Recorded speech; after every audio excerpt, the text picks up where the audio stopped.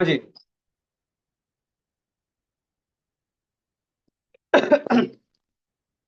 अब सपोज करिए आपने इस बार एंटर किया एक्स की वैल्यू 15। ठीक है। अब 15 फिर से इस कंडीशन को पहले चेक करेगा।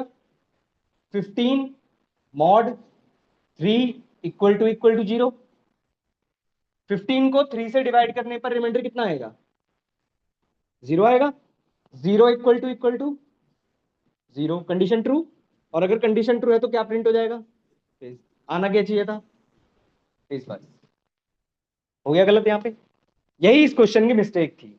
हमेशा ध्यान रखिएगा, क्वेश्चन की लैंग्वेज पे मत जाइएगा भाई, लॉजिक पे। लैंग्वेज पे जाओगे आपने, मैं बताता हूँ आप लोगों ने क्या किया।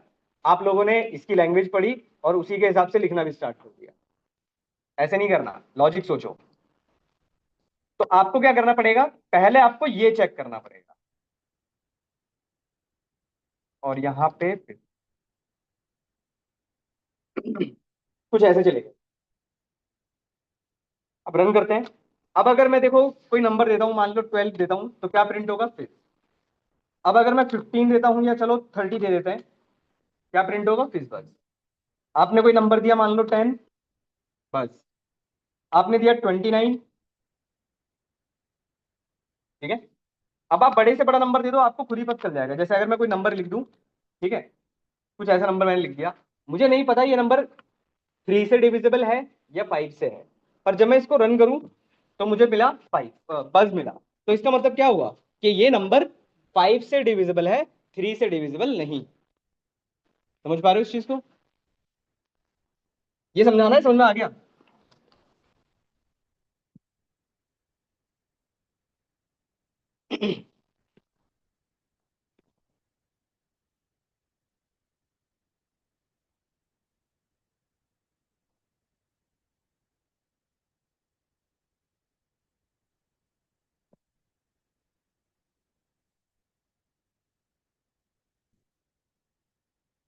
बताता हूँ, वही बता।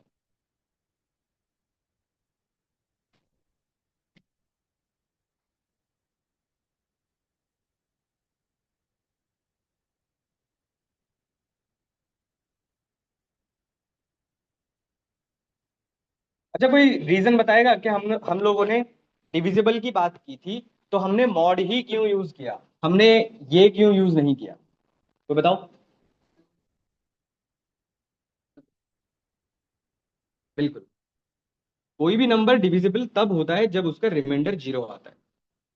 एग्जाम्पल, अगर आप यहाँ पर सपोज करो 6 लेते हो और आप लगाते हो 3, तो यहाँ पर रिमाइंडर थोड़ी ना बचेगा, यहाँ क्वेश्चन बचेगा।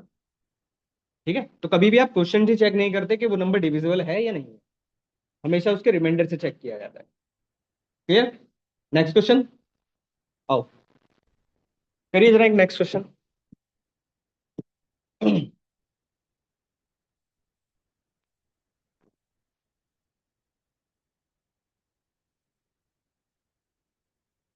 देखा है सबने? आपको 3 इनपुट लेने हैं, एक्स वाई और जेड।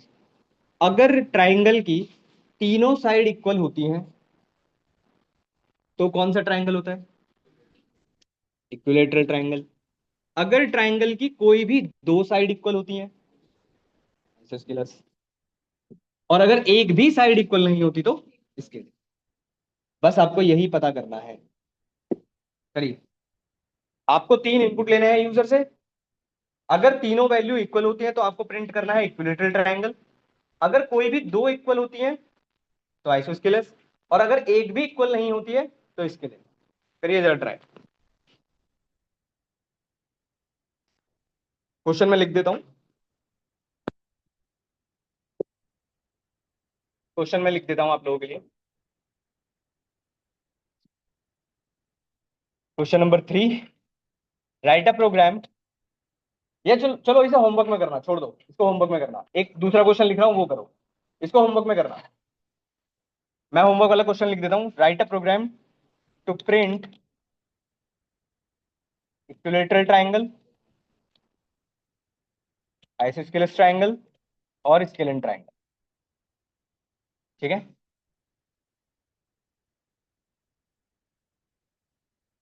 ये आपका होमवर्क क्वेश्चन है। अभी एक और दे दूंगा, पहले ये वाला ट्राई करो, ये अच्छा क्वेश्चन है और काफी बार इंटरव्यू में आता है।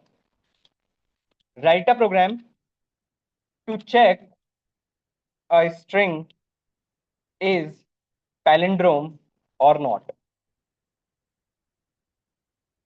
ठीक है, अब कितनों को नहीं पता पैलिंड्रोम के बारे में? ठीक है, पैलिंड्रोम समझ लो भाई क्या होता है। देखो, अगर आपने एक इनपुट दिया, सपोज करो एक्स, और एक्स की वैल्यू आपने इनपुट की स्ट्रिंग करनी है, तो मैंने इनपुट किया अमन। अब समझो, अगर अमन को मैं उल्टा लिखता हूं राइट की तरफ से, तो कुछ ऐसा लिखा जाएगा, दोनों सेम नहीं है, तो ये पैलिंड्रोम नहीं है। आपने जैसे वर्ड सुने होंगे नितिन, आपने सुना होगा मॉम, डैड, रेडार, ठीक है, मैडम। ऐसे वर्ड्स जिसको लेफ्ट की तरफ से और राइट की तरफ से कहीं से भी पढ़ोगे सेम ही दिखाई देगा, ऐसे वर्ड्स को हम लोग बोलते हैं, या ऐसी स्ट्रिंग को हम लोग बोलते हैं पैलिंड्रोम। ठीक है, ये आपके पैलिंड्रोम्स है। आप चाहे इधर से पढ़ो चाहे इधर से पढ़ो, हर जगह से आपको सेम ही दिखाई देगा। तो ऐसी स्ट्रिंग को पैलिंड्रोम बोलते हैं। तो आपको चेक करना है, इनपुट कराना है यूजर से एक स्ट्रिंग, और चेक करना है कि वो स्ट्रिंग पैलिंड्रोम है या नहीं। करो ट्राई।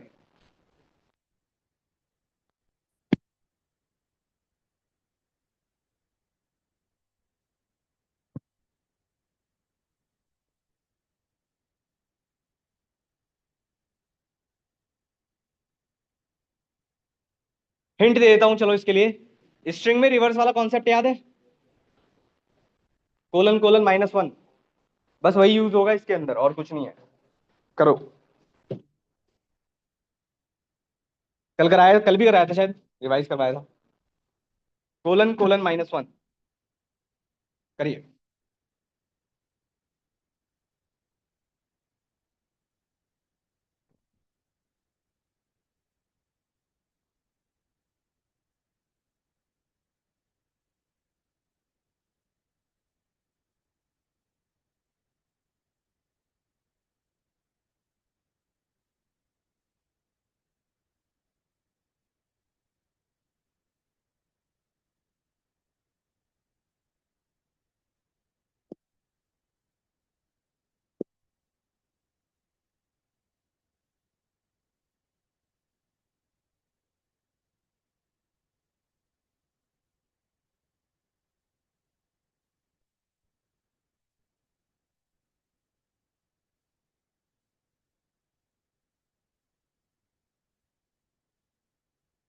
हो गया,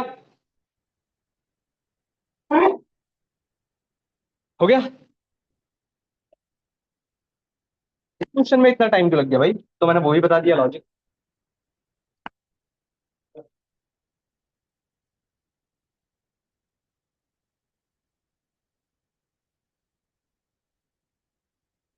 ठीक है, आपने इनपुट ले लिया, चेक कर लो। अगर x == होता है, अब रिवर्स करने के लिए आप क्या यूज करते थे? x ऑफ कोलन कोलन -1, बस खत्म। इतना ही तो लिखना था। Print it is palindrome, otherwise it is not palindrome.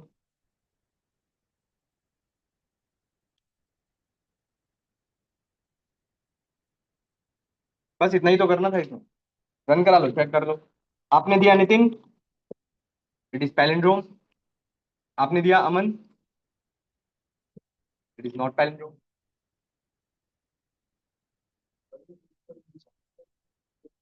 Y लेके, हाँ कर सकते। वाई में लेके क्या होगा? पहले आपने रिवर्स कर लिया होगा, चलेगा चलेगा, उससे कोई फर्क नहीं पड़ता।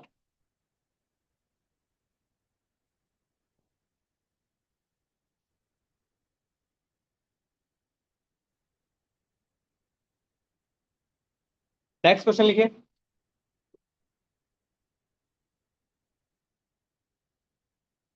बहुत छोटा सा क्वेश्चन दे रहा हूँ, ट्राई करो।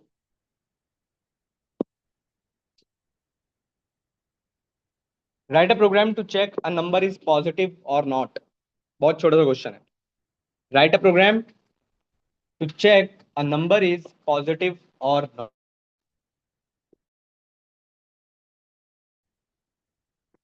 यूजर इनपुट से करना है, ध्यान रखिएगा।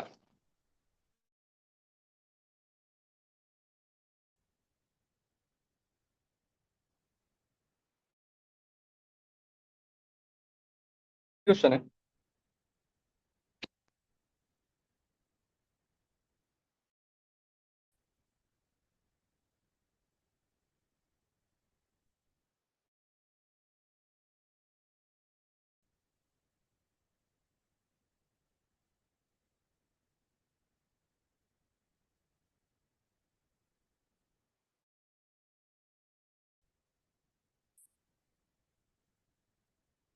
हो गया। जीरो पॉजिटिव में आता है, उसके लिए अलग से कंडीशन लगा दो, तो जीरो है। हो गया। आइए,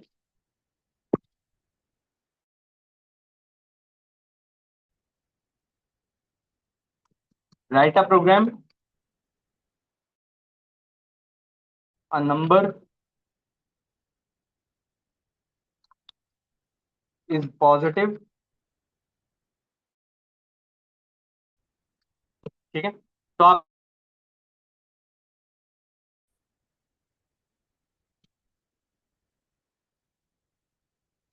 एंटर अ नंबर। अब जीरो के लिए चाहो तो अलग से लगा लो, आपकी चॉइस है वो, या इसी में कंसिडर करना चाहते हो वो भी आपकी चॉइस है।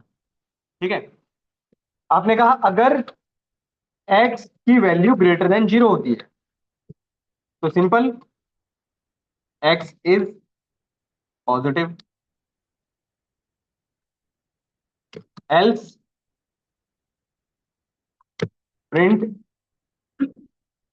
X is negative.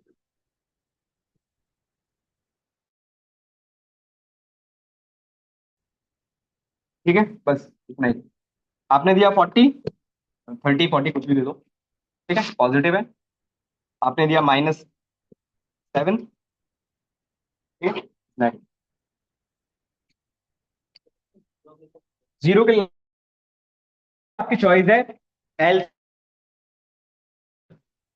के इक्वल टू जीरो। क्लियर हुआ इतना? एक होमवर्क में, एक क्वेश्चन और लिख लो होमवर्क में।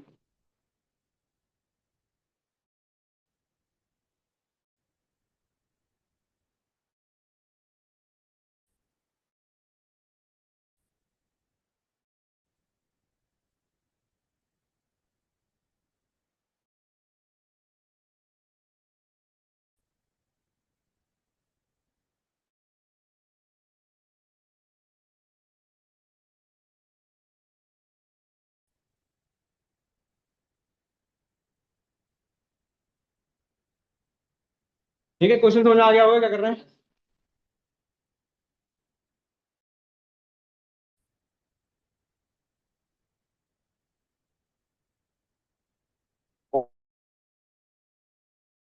ट्रेन कैसे चेक करता हूँ, तो कुछ नहीं है, पर लगाना पड़ेगा लॉजिक। आपको क्वेश्चन यह है 80 से लेकर, तो आपको परसेंटेज से लेकर 100 के बीच में है तो ग्रेड ए आना चाहिए, इसी तरह फिर बाकी सारे। अच्छा, एक छोटा सा अनाउंसमेंट और सुन लो यार। आज क्या थर्सडे है ना? ठीक है, फ्राइडे। मुझे कंफ्यूज मत करो भाई। अच्छा सुनो, कल क्लास नहीं होगी फ्राइडे को। फ्राइडे को क्लास हमारी होती है, क्लास फ्राइडे को, पर कल नहीं है। ये वाली क्लास आपकी मंडे को, मंडे छुट्टी रहती है, मंडे को क्लास। ठीक है, ध्यान रखिएगा, मंडे इस बार जो मंडे आ रहा है, इस मंडे में कोई भी ऑफ नहीं है, कल ऑफ है। आपकी वो क्लास, कल वाली क्लास मंडे को होगी। ठीक है,